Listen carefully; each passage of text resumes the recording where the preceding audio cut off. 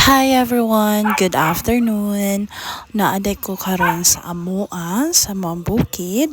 So, niuli ko kay very long weekend. So, 1 month and 2 weeks ko wala ko ulit sa Amoa. And then, gusto dyan kayo na ako din hilo sa Amoa kay fresh air, dili kay init, walay koan. Tawagan na walay pollutions. So mo din na ang harap sa amo ang balay no, kanang puro palayan, na ay manggahan, na ay mahuganihan. Basta kana siya karon kay dagum jud sa amo karon kay ulan-ulan August apit na po December. So mo na siya amo kuan lining na mo na. So magpatubig karon kay ting basa dili ting harvest karon og humay.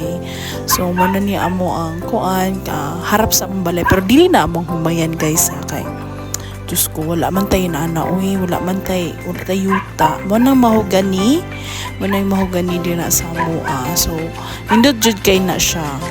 And then, kana ako ang gikuanan is nadira si Mount Apo. Wala man nagpakita si Mount Apo pero pag once nga makita nyo si Mount Apo nga hayag kay siya pag lindot ang weather is very jud kanay si Mount Apo. Makita jud ninyo si Mount Apo nga grabe kataas jud siya.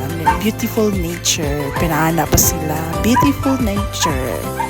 So, mo na siya dagom na siya no. So, kani mo ni awong balay.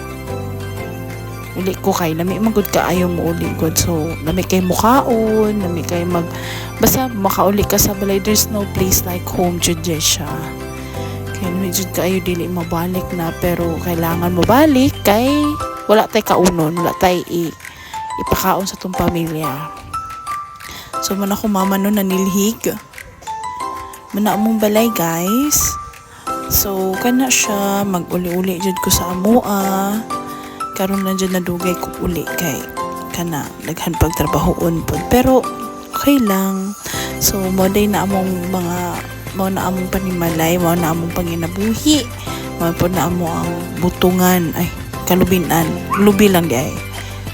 So mo lang kana guys, daghang salamat, bye.